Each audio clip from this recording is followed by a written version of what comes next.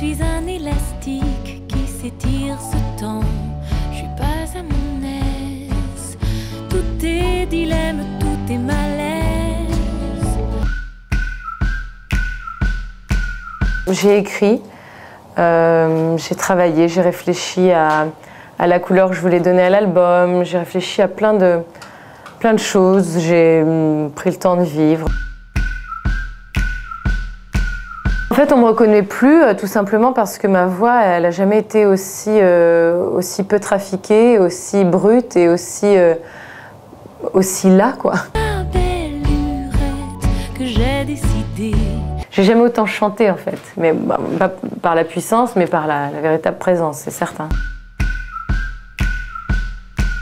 Oui, quand techniquement tu peux faire beaucoup de choses, et je pense que, enfin, c'est pas prétentieux de ma part de le dire, mais j'ai une formation classique, j'étais au conservatoire, donc ce côté un peu parfait de je suis la partition, ce côté un peu aseptisé que je pouvais justement avoir aussi à mes débuts, et cette crispation aussi, le fait aussi d'avoir besoin de prouver, de dire je sais chanter, je suis chanteuse, alors attention, j'arrive, je chante.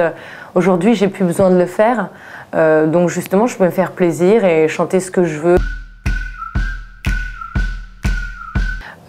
C'est un petit monde dans lequel je me sens bien depuis toujours.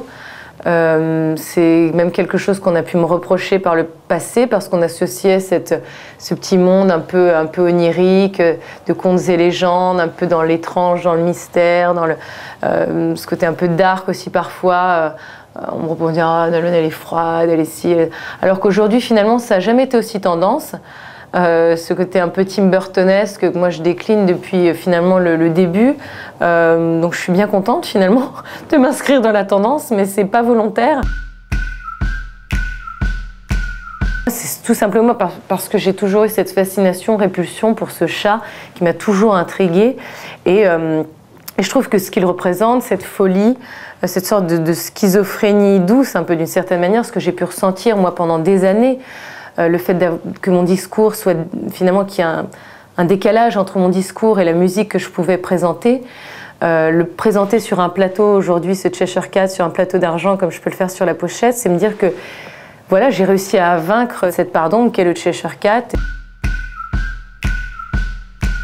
Mon sèche-cheveux, qui a un bruit, une sorte de bruit de fond rassurant, et également la chaleur qui me rassure, quoi. Donc dès que je me sens pas bien, avant un concert, lorsque je me maquille, voilà, j'allume mon sèche-cheveux. En plus j'ai toujours froid, je suis super frileuse. Il y en a, ils mettent la télé en fond sonore pour se sentir bien lorsqu'ils arrivent chez eux le soir. Ben moi, lorsque je me sens pas bien, puis que j'ai des angoisses, et ben voilà, il y en a, ils se roulent en boule dans leur lit, en position fétale. Et voilà, ben moi je prends mon sèche-cheveux, puis je me réchauffe, puis je suis contente. Oui, tout à fait. Et puis de toutes les gamelles que j'ai pu prendre au sens propre comme au sens figuré, aussi bien dans la cour d'école et dans la vie, c'est un peu pareil aussi. J'ai eu des expériences pas forcément faciles, des rencontres, parce que lorsque je suis arrivée dans ce métier, ben, j'avais 19 ans et des fois tu es un peu naïf, tu fais confiance à des personnes dans le métier, des gens… finalement, avec le temps, tu te rends compte que, voilà, que tu as fait des erreurs.